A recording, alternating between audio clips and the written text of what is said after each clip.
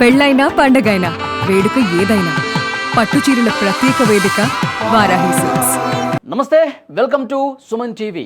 మహిళల ప్రపంచ కప్లో టీమిండియా ప్లేయర్స్ దుమ్ము రేపుతున్నారు. ఆస్ట్రేలియాని చిత్తుగా ఓడించారు. ముఖ్యంగా జమీమా ఆడినటువంటి ఇన్నింగ్స్ చరిత్రలో నిలిచిపోయే సిచ్యువేషన్ ఉంది. సౌత్ ఆఫ్రికాతో ఫైనల్ మ్యాచ్ ఆడబోతున్నాం. ఈ మహిళల టీమిండియా ఎంత గొప్పగా పోరాటం చేస్తున్నది కూడా మనం చూస్తూ ఉన్నాం. సో సౌత్ ఆఫ్రికాతో మ్యాచ్ ఏ విధంగా జరిగే అవకాశం ఉంది, నిన్నటి మ్యాచ్ ఏ విధంగా మనం చూడాల్సిన అవసరం ఉంది, ఈ విజయాన్ని మాట్లాడదాం. లైవ్లో జాయిన్ అయ్యారు స్పోర్ట్స్ అనలిస్ట్ చంద్రశేఖర్ గారు. సార్ నమస్కారం. నమస్తే సార్, ఒక అద్భుతమైనటువంటి విజయం నమోదు చేశాం. అసలు ఈ మ్యాచ్ మనం గెలుస్తామా లేదా అని చెప్పి చాలామంది అనుమానపడ్డారు. కానీ ఒక్కొక్క పరుగు చేసుకుంటూ ఒక్కొక్క బౌండరీ చేసుకుంటూ పోతుంటే మనం ఆ సాధించినటువంటి విజయం నిజంగా చరిత్రలో సువర్ణ అక్షరాలతో లిఖించే విజయంగా నమోదైంది. గత మ్యాచ్ని మీరు ఏ విధంగా చూస్తారు సార్? జమీమా ఆట తీరు కావచ్చు, మొత్తం టీమ్ స్పిరిట్ కావచ్చు, నిన్న ఆస్ట్రేలియా అంటే ఒక పెద్ద టీంని ఒక పెద్ద స్కోర్ని ఛేదించిన విధానం కావచ్చు, ఎట్లా అభివర్ణిస్తారు మీరు? ద రియల్ విక్టరీ ఇదంటే కొన్ని విజయాలు ఉంటాయి కానీ మనస్ఫూర్తిగా ఆనందాన్ని ఇచ్చేటువంటి విజయాలు చాలా తక్కువ ఉంటాయి ఆటలో. ఆ రకంగా అసలు 100% ఎంజాయ్ చేసేటువంటి విక్టరీ నిన్న మనం సెమీఫైనల్స్ లో ఆస్ట్రేలియా మీద సాధించినటువంటి. ఎందుకంటే ఇది మటుకు వాళ్ళు అన్బీటెన్ ఉన్నారు. 16 విక్టరీస్ కంటిన్యూస్ గా ఉన్నటువంటి టీముని బీట్ చేసి ఫైనల్స్ కి రావడం అనేటువంటిది, అంటే అట్లాంటి టీం మీద విజయం సాధించడం అనేటువంటిది really it was a memorable one. Moreover actual గా సెమీఫైనల్స్ బెర్తులు ఖరారైపోయిన తర్వాత ఆస్ట్రేలియా నెంబర్ 1 లో ఉంది, మనం నెంబర్ 4 లో మిగిలాం. కాబట్టి ఆస్ట్రేలియాతో ఆడుతున్నాం అన్నప్పుడే చాలా మంది అసలు ఆశలు వదిలేసుకున్నారు. ఇంకా మళ్ళీ ఈ సీజన్ కూడా అయిపోయింది, ఈ ఎడిషన్ కూడా అయిపోయింది, మనం కనీసం ఫైనల్స్ కూడా వెళ్ళము అనేటువంటి. సో అటువంటి నుంచి ఆ తర్వాత ఆస్ట్రేలియా అద్భుతంగా ఆడి 338 రన్స్ చేసిన తర్వాత కాస్త కూస్తో ఉన్నటువంటి ఆశలు కూడా ఆవిరైపోయినటువంటి సందర్భంలో the way even of course Shafali Varma లక్కీగా 11 లో వచ్చింది రావత్ గాయం వల్ల. బట్ షఫాలి నిరుత్సాహపరిచినా కూడా స్మృతి మంధానా కూడా తన వంతు పాత్ర పోషించింది. ఆ తర్వాత పర్టికులర్ గా కెప్టెన్, అంటే 2017 లో ఎట్లా అయితే కనుక ఆస్ట్రేలియా ఫైనల్స్ కి వెళ్లకుండా అడ్డుకట్ట వేసినటువంటి హర్మన్ ప్రీత్ కౌర్ అద్భుతమైనటువంటి ఇన్నింగ్స్ ఒక కెప్టెన్స్ ఆడింది. నేను ఖచ్చితంగానే చెప్పుకోవాలి. అది అప్పుడంటే ఆఫ్ కోర్స్ 171 కొట్టింది, బట్ నిన్న కూడా అద్భుతమైనటువంటి బ్రిలియంట్ సపోర్టెడ్ నాక్. పర్టికులర్ గా జమీమా రోడ్రిగస్ గురించి చెప్పుకోవాల్సినటువంటి, ఎందుకంటే లీగ్ ఫేస్ లో అసలు ఒక మ్యాచ్ లో తనకి ప్లేయింగ్ 11 లోనే చోటు లేదు. ఆడినటువంటి 4 మ్యాచ్ల్లో 2 డక్అవుట్లు ఉన్నాయి. సో సైకలాజికల్ గా cricket is a psychological game. So అలాగా ప్లేయర్ తనంతట తాను సైకలాజికల్ గా చాలా డౌన్ అయినటువంటి పరిస్థితి. తను బ్యాటింగ్ వచ్చేటప్పటికి ఆల్రెడీ షఫాలి అవుట్ అయిపోయినటువంటి పరిస్థితి. 339 runs on the board to chase. అలాగనే Australia is one of the best bowling attacks కలిగి ఉన్నటువంటిది. ఎలెనా కింగ్ ఆల్రెడీ ఈ వరల్డ్ కప్ లోనే 7 వికెట్స్ తీసి, ఒకే మ్యాచ్ లో 7 వికెట్స్ తీసి వరల్డ్ రికార్డు క్రియేట్ చేసినటువంటి బౌలర్ ఉన్నటువంటి ఇది. సో వీటన్నిటిని పరిగణలోకి తీసుకున్నప్పుడు ఒక హెవీ బడ్డెన్ తోటి సెంటర్ లోకి మిడిల్ లోకి వచ్చినటువంటి జమీమా ఒక్కొక్క ఇటుకని పేర్చుకుంటూ అద్భుతమైనటువంటి భవనాన్ని నిర్మించినటువంటి విధంగా నిజంగానే ప్రతి రన్నుని కూడా క్రోడీకరించి కూడా తీసుకుంటూ అద్భుతమైనటువంటి విజయాన్ని అందించింది. సో దిస్ ఈస్ ఒక వార్త అయితే వైరల్ అవుతుంది sir, Jemimah Rodrigues for entire cricketing nation గర్వించేటువంటి విజయం నిన్న. అవును సార్. సార్, గంభీర్ని అలాగే జమీమా రోడ్రిగ్స్ని పోల్చుతూ కొన్ని సారూప్యతలు కనిపిస్తున్నాయి, కొన్ని పోలికలు కనిపిస్తున్నాయని చెప్పి ఇద్దరిని పెట్టి సోషల్ మీడియాలో వైరల్ చేస్తూ ఉన్నారు. వరల్డ్ కప్ ఫైనల్ మ్యాచ్లో కూడా 97 చేశారు సార్ గంభీర్.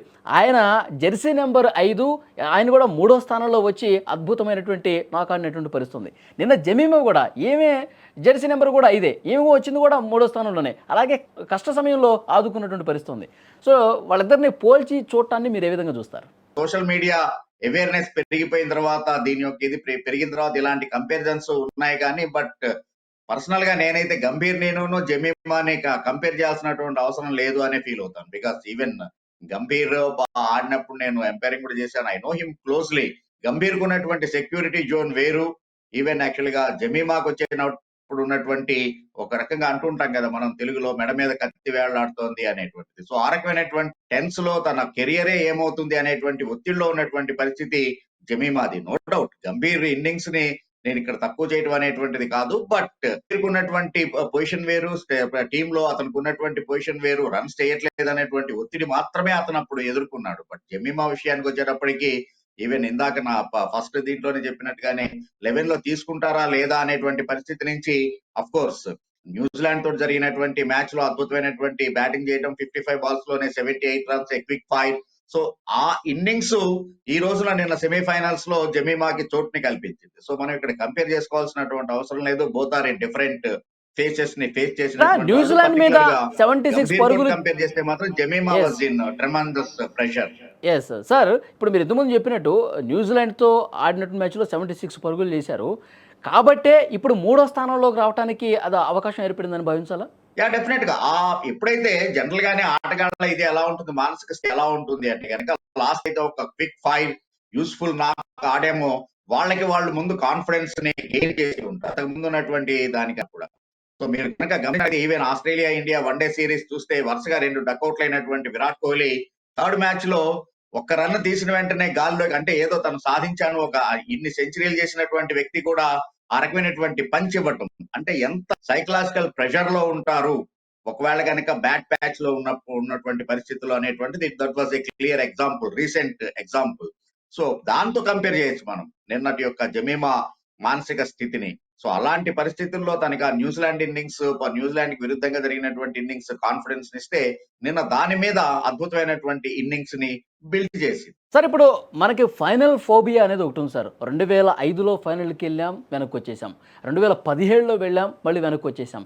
ఇప్పుడు 25లో ఫైనల్లో అడుగు పెట్టబోతున్నాం. ఈసారి ఎలాగైనా కప్పు కొట్టాలని చెప్పి ప్రతి ఒక్క భారతీయుడు కూడా ఈగర్గా వెయిట్ చేస్తున్న పరిస్థితి. ఏం చెప్తారు మీరు? ఆ ఫోబియా నుంచి బయటపడే ఛాన్స్ కనిపిస్తుందంటారు ఇప్పుడు? అఫ్ కోర్స్ రీసెంట్ టైమ్స్ చూస్తే కనుక ఛాంపియన్స్ ట్రోఫీ లేదా T20 వరల్డ్ కప్ వీటిని ఒకసారి గుర్తు చేసుకుంటే కనుక సహజంగానే ఆ ఫోబియా నుంచి బయటపడుతూ ఉన్నాం మనం.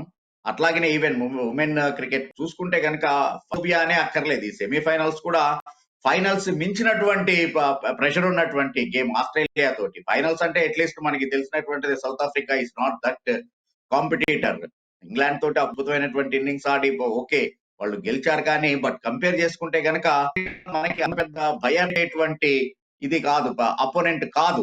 సో అందుకని ఆ ఫోబియా ఉండాల్సినటువంటి అవసరం లేదు. అండ్ ఈవెన్ యాక్చువల్ గా దాని నుంచి బయటపడాలి. అదే నేను చెప్పేటువంటి సెమీఫైనల్స్ లోనే ఆ ఫోబియాని వాళ్ళు క్యారీ చేసి ఉంటారు. దాని నుంచి ఎప్పుడైతే సక్సెస్ఫుల్ గా బయటపడ్డారో ఫైనల్స్ అనేటువంటిది I don't say it is a cake walk, but definite గా భయపడాల్సినటువంటి మ్యాచ్ మాత్రం కాదు. ఇప్పుడు సౌత్ ఆఫ్రికా కూడా ఇంగ్లాండ్ అంటే ఒక బలమైన టీంని కొట్టి ఫైనల్కి వచ్చింది కదా సార్. సో తక్కువ అంచనా మాత్రం వేయలేం సౌత్ ఆఫ్రికా కూడా, ఏమంటారు? క్రికెట్ లో ఏ టీం ని కూడా తక్కువ అంచనా వేసేటువంటి పరిస్థితి ఉండదు. I do agree with that. Even West Indies పరిస్థితి ఇప్పుడు ప్రజెంట్ ఇది మీరు కనుక చూసినట్లయితే జింబాబ్వే చేతిలో ఎలా ఓడిపోతుందో చూసాం మనం. ఈవెన్ యాక్చువల్ గా బంగ్లాదేశ్, ఆఫ్ఘనిస్తాన్ మ్యాచ్ల్ని చూస్తూ ఉన్నాం మనం. వాళ్ళ యొక్క బైలాటరల్ సిరీస్లు. సో కాబట్టి ప్రత్యర్థిని తక్కువ. ఈవెన్ కెన్యా లాంటి టీము వరల్డ్ కప్ లో పెద్ద పెద్ద టీముల్ని షాక్ ఇచ్చినటువంటిది. ఈవెన్ బంగ్లాదేశ్ ఇండియాకి షాక్ ఇచ్చినటువంటి సందర్భం ఉంది. దాంతో వాళ్ళు ఏకంగా నేషనల్ హాలిడేనే డిక్లేర్ చేసుకున్నారు. అంటే once in a blue moon వచ్చేటువంటిది అది. సో కాబట్టి ప్రత్యర్థిని తక్కువ అంచనా వేస్తున్నాం మనం అనేటువంటిది కాదు నా యొక్క అభిప్రాయం ఇక్కడ. కాకపోతే ఏంటంటే అంత భయపడాల్సినటువంటి పరిస్థితి లేదు. సహజంగానే ఎప్పుడైతే మనం కనుక సమబుద్ధులతోటి లేకపోతే కనుక మనకన్నా బలమైనటువంటి వ్యక్తితోటి పోరాడేటప్పుడు ఉండేటువంటి మానసిక సంసిద్ధత వేరుంటుంది. But if you compare it, India 60% బలమైనటువంటి సౌత్ ఆఫ్రికా 40% కనుక అనుకునేట్లయితే సహజంగా ఎప్పుడైతే మనకన్నా కొంచెం తక్కిడి కిందకి మొగ్గుతోందో అప్పుడు అంత పెద్ద సైకలాజికల్ ప్రెషర్ ఉంది. That's what actually I mean to say. కాబట్టి సౌత్ ఆఫ్రికాని తక్కువ అంచనా వేసేస్తున్నాను అనేటువంటిది కాదు. కానీ సరే ఇప్పుడు ఒక పాయింట్ చెప్పారు మీరు, 60% మనం ఉన్నాము, 40% వాళ్ళు ఉన్నారు, కొంచెం మనకంటే తక్కువ ఉన్నారని చెప్పేసి అంటూ ఉన్నారు. అయితే ఈ ఆస్ట్రేలియా మీద మనం గొప్ప విజయం సాధించాం కాబట్టి ఆ కాన్ఫిడెన్స్ కూడా, సెల్ఫ్ కాన్ఫిడెన్స్, ఆత్మవిశ్వాసం బాగా బిల్డ్ అయిపోయింది కాబట్టి కొండంత బలంతో ఇప్పుడు ఫైనల్కి వెళ్తున్నాం అనుకోవచ్చా? ఆ 60 అనేది 80%కి వెళ్ళిందని భావించవచ్చా? యా ఆఫ్ కోర్స్ డెఫినెట్ గా ఆ విజయం అనేటువంటిది మీరు అన్నట్టు ఆ 16 it will carry up to the 80%, 75-80% దాకా ఆటోమేటిక్ గా ఎస్టర్డే నైటే దాన్ని తీసుకుని ఉంటుంది. అందులో ఎటువంటి అనుమానం లేదు. మోర్ ఓవర్ మనం ఇక్కడ ఈ విజయాల వెనక ఉన్నటువంటి వ్యక్తిని కూడా మనం మర్చిపోవద్దు. యాక్చువల్ గా Amol Muzumdar is one of the very silence killer. Even domestic cricket లో అముల్ సంగతి తెలిసినటువంటి వాడు కాబట్టి హీఈస్ ఆల్వేస్ తన పనేదో తను చేసుకుంటాడు కానీ he never wanted to come on to the screen. అంతకుముందు WV రామన్ ఎరాని చూసాం మనం ఉమెన్ క్రికెట్. ఆ తర్వాత of course controversial Ramesh Powar ఎరాని చూసాం మనం. బట్ అముల్ ముజుమ్దార్ వచ్చిన తర్వాత టోటల్ గానే Indian women cricket team dressing room కావచ్చు, వాళ్ళ యొక్క ఇది అంటే వాళ్ళు ఆడుతున్నటువంటి పద్ధతి అదంతా కూడా నెక్స్ట్ లెవెల్కి వెళ్ళింది. సో కాబట్టి యాడింగ్ టు దట్ నిన్న విజయం ఆ 16-80 చేస్తే అమల్ ముజిందార్ యాడింగ్ అనేటువంటిది బై డిఫాల్ట్ 90% చేసింది రేపటి మ్యాచ్ కి చేస్తూ చెప్పుకోవచ్చు. సార్ ఫైనల్ మ్యాచ్ ఎట్లా ఉండే అవకాశం ఉంది? ఎలాంటి వ్యూహాలతో ముందుకెళ్తే మనం కప్పు సాధించవచ్చు అంటారు? అలాగే ఆ పిచ్ కండిషన్స్ కావచ్చు ఎట్లా ఉంటుంది సార్? ఆఫ్ కోర్స్ బ్యాటింగ్ ఫ్రెండ్లీగానే ఉంటాయి, ఎందుకంటే ఫైనల్స్ ఇది. సో కాబట్టి ఇప్పుడు ఉమెన్ క్రికెట్ కి డే బై డే ఆదరణ పెరుగుతుంది. ప్రేక్షకులు మైదానానికి వచ్చి చూసేటువంటి పరిస్థితి ఇప్పుడు క్రియేట్ అయింది. ఒక టైంలో అయితే కనుక ఈవెన్ యాక్చువల్ గా టీవీలో కూడా చూసేటువంటిది లేదు. బట్ అట్లాంటిది ఇప్పుడు డైరెక్ట్ గా స్టేడియంకి వచ్చి మ్యాచ్ ని వీక్షించేటువంటి స్థాయికి ఉమెన్ క్రికెట్ వెళ్ళింది. దాన్ని అలాగే సస్టైన్ చేయాలి, నిలపాలి అంటే గనక డెఫినెట్ గానే ప్రేక్షకుల్ని రంజింపజేసేటువంటి బ్యాటింగ్ ఫ్రెండ్లీ వికెట్ ని తయారు చేస్తారు. ఏ రకంగా అయితే నిన్న నవీ ముంబై మనం వికెట్ ని చూసాము, the same kind of wicket you can expect. ఎందుకంటే మన దగ్గర కూడా బ్యాటింగ్ డెప్త్ అనేటువంటిది ఉంది, బౌలింగ్ డెప్త్ ఉంది.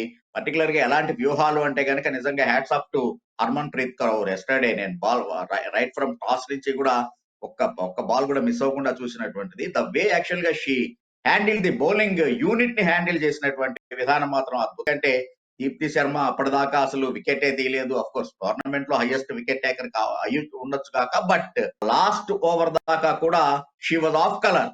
ఆల్రెడీ 7 runs per over కన్సీడ్ చేస్తున్నటువంటి పరిస్థితి. అలాంటి దశలో లాస్ట్ ఓవర్ ఇవ్వటం అనేటువంటిది it is a master stroke. So కాబట్టి తన బౌలర్లని ఎలా అంటే స్ట్రైక్ బౌలర్ ఠాకూర్ ఉన్నా కూడా తన్ని కాదని దీప్తి శర్మకి ఇవ్వటం అనేటువంటిది it is a master stroke. కాబట్టి అదే రకమైనటువంటి వ్యూహాల్ని కనుక ఫైనల్స్ లో ఫాలో అయ్యేట్లయితే నో డౌట్ ఈ అద్భుతమైనటువంటి అమన్ జ్యోత్ లాంటి వాళ్ళు ఉంటే కూడా దీప్తిని ముందుకు పంపించడం బ్యాటింగ్ ఆర్డర్ లో కూడా.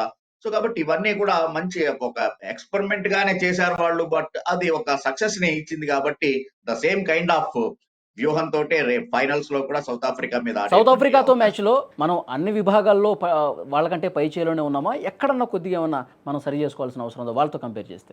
South Africa is one of that. అంటే బాల్ ని మూవ్ చేయగలిగినటువంటి ఆ స్వింగింగ్ ఇది చేయటం ఆస్ట్రేలియా తోటి కంపేర్ చేస్తే కనుక డెఫినెట్ గా south Africa has that cap రూపంలో అద్భుతమైనటువంటి స్వింగింగ్ బాల్స్ వేయగలిగినటువంటి బౌలర్ ఉంది. కాబట్టి so if you negotiate the first 5-6 overs in a right way, automatic గా గేమ్ ఇండియా చేతిలో ఉంటుంది. సో కాబట్టి ఒకవేళ కనుక మీరు వర్రీ అవ్వాలి అంటే కనుక అదొక్కటే, ఆ స్వింగింగ్ యార్కర్లు వేయగలిగినటువంటి లేకపోతే స్వింగింగ్ డెలివరీలు వేయగలిగినటువంటి కొంచెం అద్భుతమైనటువంటి మీడియం పేసర్స్ సౌత్ ఆఫ్రికాకు ఉండటం, దట్ ఈస్ అంటే మన ఠాకూర్ సింగ్ కన్నా కూడా it's they are a better medium pacers. So ఓవరాల్గా మనం చాలా పటిష్టంగా ఉన్నాం, పై చేయి మనదే అవుతుంది. సో డెఫినెట్గా ఇన్ని సంవత్సరాలు మనం వెయిట్ చేసాం సార్ కప్పు కోసం. రేపు 2వ తారీఖు జరగబోయే ఈ సౌత్ ఆఫ్రికా మ్యాచ్లో మరొక అద్భుతమైనటువంటి విజయాన్ని నమోదు చేసి కప్పు గెలవాలని చెప్పి కోరుకుందాం. టీంకి కూడా all the best Suman TV తరఫున. Last words sir please. Definite గా everybody is waiting for that. ఎందుకంటే ఎప్పుడైతే 2006 లో ఐసీసీ ఉమెన్ క్రికెట్ ని రికగ్నైజ్ చేసింది, ప్రతి దేశము కూడా ఉమెన్ క్రికెట్ కి తగినటువంటి స్థానం ఇవ్వాలి అనేటువంటి ఒక విధి చేసిందో, ఆ తర్వాత అంటే ఉమెన్ క్రికెట్ మెన్ క్రికెట్ తో పాటుగా మెర్జ్ అయిన తర్వాత కొంత మెరుపులు మెరిపిస్తూ ఉన్నారు. కొంత ఏషియన్ కాంటినెంట్ విషయానికి వచ్చేటప్పటికి మెన్ క్రికెట్ తో ఈక్వల్ గా ఉమెన్ క్రికెట్ కూడా విజయాలు సాధిస్తూ ఉన్నారు. We are one of the champion side అనేటువంటి దాన్ని ప్రూవ్ చేస్తూ ఉన్నారు. బట్ ఏదైనా కానీ వరల్డ్ కప్ గెలవటం అనేటువంటిది డెఫినెట్ గా ఎటువంటి దానికైనా కూడా ఏ స్పోర్ట్ లో అయినా కూడా అల్టిమేట్ గోల్ గా ఉంటుంది. సో దానికి ఒక్క స్టెప్ దూరంలో మాత్రమే మనం ఉన్నాము. ఆ తర్వాత చూస్తే గనక అద్భుతమైనటువంటి రెట్టించినటువంటి ఉత్సాహంలో ఉన్నాం. హోమ్ క్రౌడ్ ముందు ఆడబోతూ ఉన్నాం. సో ఇట్లాంటి అడ్వాంటేజ్లు అన్ని ఉన్నటువంటి తరుణంలో ఈ ఛాన్స్ ని మిస్ అయ్యేటువంటి అవకాశం లేదు. అండ్ నో డౌట్ ఇప్పటికైతే మాత్రం హాట్ ఫేవరెట్ ఇండియా అనే చెప్పుకోవచ్చు. ఈవెన్ యాక్చువల్ గా ద వే టోర్నమెంట్ స్టార్ట్ అవడానికి ముందు కూడా బ్రాడ్కాస్టర్లు కూడా ఇచ్చినటువంటి హైప్ కావచ్చు, విల్ టు విన్ అనేటువంటి ఆ ఆప్షన్ అనేటువంటిది రియల్లీ క్యాచీ. సో కాబట్టి విల్ టు విన్, గెలవటానికే మేము ఉన్నాం అనేటువంటిది ఆ స్ఫూర్తి రకమైనటువంటి పదాన్ని ఎప్పుడైతే యాడ్ చేశారో అది డెఫినెట్ గానే ఇండియన్ క్రికెట్ మీద చాలా చక్కగా పనిచేసింది. And really we are proud of our women cricket team. Yes sir, ఆ గెలుపు సంకేతాలు కూడా ఛాయలు కూడా కనిపిస్తూ ఉన్నాయి. సంబరాల్లో కలుసుకుందాం sir. Thank you very much. Thank you very much.